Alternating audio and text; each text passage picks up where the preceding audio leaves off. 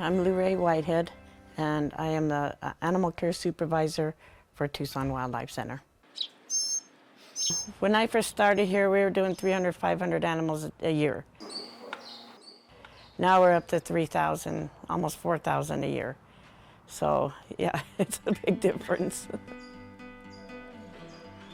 I'm Kelsey Davies. I'm a veterinarian at the Tucson Wildlife Center. We have some little screech owls that were orphaned. We have a countertop full of baby round-tailed ground squirrels, rock squirrels, pack rat, rabbits. We have some tiny little hatchling naked sparrow and finch. Have some other songbirds, a grackle, a cardinal, and another screech owl who is injured, some doves. That's just what we have going on in this room, but in our bird ICU and mammal ICU, we have some ducklings. And then we have a cormorant that we're treating currently. Yeah, this was a cormorant that unfortunately suffered a broken wing as a result of kids throwing rocks at him when he was in, I think, a fountain of an apartment complex. So he's been in our care now for about 3 weeks. I think he came in almost 3 weeks, yeah. So basically he's moving up in the world. He had his fractured arm, fractured wing, and as a result we had to keep him confined in a smaller cage and with the wing bandage to allow the fracture to heal. So now that we've rechecked x-rays, the fracture's healed. So now he gets to a slightly larger enclosure, actually gets water every day, which they should have. We make sure that he's doing okay here, eating on his own, fully waterproofed, especially the wing that was in a bandage for several weeks, and then hopefully we can release him. We get a lot of animals from, people. The mother raccoon makes a nest in their chimney, and then they call a trapper to come and get them out. But some of the times the mother doesn't come back for the babies because the trapper takes them out, and then they leave the babies there, and then the mom comes and gets them. But these ones were a result of the mom not coming back to get the raccoons. The bob kitten was a. Sometimes the mother bobcat, the mother animals move the babies around to help with pest control, like fleas and stuff like that. They move them to different locations. Coyotes will have 3 or 4 dens. They just kind of rotate them around so that they don't get, fleas that much. So this kitten, somebody found it in their chicken coop, and it wasn't old enough to walk there, so it was left there. They hadn't seen it there. And then one day they saw it there, and it was there for 3 days, and they didn't see the mother. We then took it, and it was dehydrated and hadn't eaten for a while. And then we put, made it so we could tell if there was prints, see if mom would come back, and she never came back for it. So that's how we got that one. We actually have surrogate bobcats that will take the kitten after we get them so that they're not on the bottle anymore. Then we take them out to the mama bobcat, and she will take care of them and show them how to be bobcats, and then we release them after we like to release them between 6 and 8 months. A surrogate is one that can't produce milk for the baby, but can teach the baby bobcat how to be a bobcat. We'll feed them on like a feeder or something. We have a little bottle feeder we use sometimes. She'll lick them, clean them, and that type of thing. All we do is put milk in the bottle feeder, and she's the mom.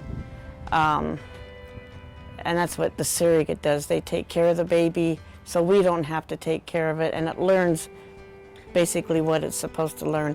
And then we'll put food in there for her to teach it how to hunt and stuff like that. We have lots going on right now, and we have a whole nother building that's just dedicated to our little healthy orphans, our orphanage essentially, and so that is pretty full right now of little songbirds and mammals that are just being cared for until they're old enough to be released but aren't injured in any way. Oh, hi, I'm Joanne Caruso. I'm what we call shift lead for the 2 to 8 shift. And there's another shift lead from 8 to 2 because we have to feed these guys a long time, 8 to 8. So you're pretty much constantly feeding animals? Yeah, 8 to 8, yeah. Yeah, you'll see some of the birds every 30 minutes. Do you So how do you know who's been fed when and all that? Oh, well, here, like this is here's a sheet. We put, okay, the date, the time, every morning we weigh them, and that's how you know how much you're gonna feed them. Squirrels and mice, rats, they get 5% of their body weight, whereas the bunnies get 10% of their body weight, okay? Okay, and then here's the times, and you put down who you are, you put down what they were fed, and any little notes that might be of interest to somebody else. So we have to keep really strict schedule there, because we have so many people coming in and out. Like I have 4 or 5 other people on from 2 to 4, and then I'll get another shift from 4 to 8 of another 4 or 5 people. So what do we have here? All right, this is our updated thing today.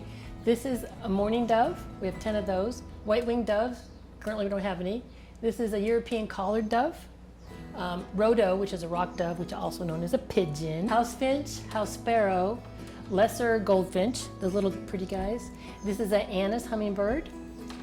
These are the gamble quails. You see, we have 95. Fortunately, they're little guys.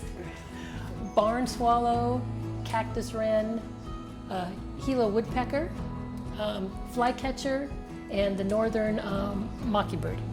They're super cute. Okay, and then we have 3 desert cottontails. We have 14 round-tailed ground squirrels, 2 pack rats, and 1 field mouse. And then outside we have even more things. In fact, the aviary area is really pretty interesting. You want to go out there next? Okay. What have we got? We got cactus wren, northern mockingbird. Okay, come on in. Careful. Isn't this cool? Most of these birds are insect and fruit eaters. I think there are some finches in here though. And so we put mealworms down here. We put passerin food. Make sure they have plenty of water. They can fly around, and there's some fruit stuck up there. And then when we think they're ready to go, they've flown around here, then we open that door right there. Just open that, and then they can all just fly out when they're ready. Oh, how about that? Yeah. Right now on property, we have 3 flight cages. We have one that has a pond in it for pelicans. We used to get a lot of pelicans. And then we have our other main flight cage where we put the bird in there, and usually we put it in there and then make it fly, and more every day till it gets up to, you know, they have to have a lot of muscle, depending on the bird too, so that we know they could fly and they don't sit there, you know, type thing, or wings, or, you know, so we know that they could fly. But we generally keep them in there for about a week, and then we release them back where they came from. The biggest problem is educating people on when not to rescue and when to rescue. I mean, now that we have the power of technology with the phones and texting, people can send you a picture. You say, no, leave it alone, because we get a lot of like great horned owl babies, which shouldn't come in. Birds, a lot of them nest in apartment complexes, parks. People have to trim the trees way up to the top. The baby falls out of the nest, it can't get back up in the tree. Mom will still feed it on the ground. She'd prefer it be up in the tree. Have you ever seen a bird fall from a tree? No. No? But No? I see a bird crash into our glass window. So what would you do with a bird that you thought you were concerned about? You thought, oh, the bird might be hurt. I would be gonna give it a bird band-aid, only if they had bird band-aids. Okay. You give it a bird band-aid. Then would you leave it there, or what would you do with it? I would throw it over the wall and say, fly, my little bird, fly! If you find a baby bird on the ground, look up, see if you can see the nest. And if you do see the nest, pick it up, put it back in. And if you don't find a nest, then you can make your own little nest out of, like, say, a yogurt container, you know, put a little bit of grass or whatever you want to put in the bottom, stick them in there and put them as close as you can to where he fell. And the parents will probably come back. The left is we call our mammal room. Okay. And we have bunnies, rabbits. We keep the covers on all the animals because they kind of freak out. You know, when they see people, they're not real happy with that. So we keep the covers on it. We try to keep our voice low because even though they just sit there like calmly, inside they can be really freaking out. Yeah. Oh, here you go. Here's the little round-tailed. They're pretty cute, aren't they? They are adorable. What are these? Round-tailed ground squirrels. Everyone gets a tag, so we know when they came in. And you can see most of these are all orphans. Somebody just brought them in because they thought they didn't have a parent. Maybe they didn't. Yeah, he still gets formula. Oh, he's so little. Yes. There it is. And you are a volunteer? Yes. Yes. All of us in here right now are volunteers. Every once in a while there will be a paid person that will come in because kind of fill in because with volunteers we just can't make it. Because actually this is kind of a slow day. Last week, oh my gosh, there's like I think about 8 bunnies and this many squirrels. So yeah, and it goes up and down. But we try to keep, 5 is I think kind of like perfect because we're busy all the time, but we can get everything done. Quails are very nervous. I'm going to lift this up because these are like little teeny tiny ones. These are our littlest ones in this one right here. We feed them quail crumble. We have their water down here. And then we also, in the blender, we grind up broccoli. So that's their greens. And we try to put every container has the same size of quails in there. And we have 9 containers. And you can see we have the heat lamps on 24/7. These are mealworms, and they like to eat the sweet potatoes. So you have to take a picture of this. Is the roach containers? Oh yeah. We have these huge roaches, and they have their babies, and then we pick out the little guys, so we can feed them to our. Oh my goodness. Well, now who gets stuck with doing that job? We all do. We all do. None of us get out of it. Does that totally creep you out when you first do it? Did it? When you see the big ones? Yeah. Here's an Anna's hummingbird, and then we have to make our own formula for them, which includes flightless fruit flies. Okay, these are the northern mockingbirds. They're very polite little birds. They'll just come out and wait their turn. I'll tell you, a lot of birds don't do that. People equal food. So we're not allowed to interact with them too much because they bond with humans. I love mockingbirds, they're so cute. Very personable. Sparrows are always hungry. They eat very well. And you have some in the cage here. Yeah, these guys are at the point where they eat seed. We don't have to feed them formula anymore. European collared dove. I don't know if you've seen that very often. You want to get a picture of them?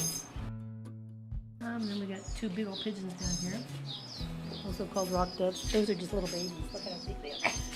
They're like baby hueys. They eat a ton too. So he has to have this long, they have long throats and stuff. But yeah, he just ate, so he'll go back in and he feeds every 60 minutes. A Gila woodpecker. He came in 2 weeks ago. He had no feathers and his eyes are closed. Now look how big he is. And if you get a bigger one, you have to supply a house for them because they're super shy. Here's a flycatcher. Also eats worms. My name is Angeline Fahey, and I'm the education coordinator for Tucson Wildlife Center. So we do get a lot of wildlife that are stuck in traps, whether that's glue traps or kill traps or rodent traps. Glue traps catch unintended targets like lizards and snakes, cactus wrens, little birds, and then sometimes people try to take them off the bird before bringing them to us. So if that ever happens, if you do have an animal trapped in a glue trap, just bring the animal and the trap to us and we can safely remove it. And those big kill traps, steel jaw traps, or rodent traps often catch Harris's hawks, skunks, raccoons, mammals that they're not originally intended for. Oh, and that's probably, that can do quite a bit of injury. It can do quite a bit of injuries, yes. So a lot of paws, a lot of fractures. We had to amputate a talon for a Harris's hawk because it was crushed. So sometimes they're around these guys' necks and their heads. So yeah, there are definitely more humane ways to remove wildlife from your home. Well, if you're having problems with wildlife around your home, please call us and we can actually provide you with recommendations for like safe and humane wildlife removal of your home and certain tips, and we'll try to help you with that. So we have about 160 volunteers. It can go up to 180. During our busy season, we need as many people as possible to help prepare food, clean, and feed the animals. So if you're interested, please go to our website, TucsonWildlife.com, and look for the little volunteer ways to help tab and get involved.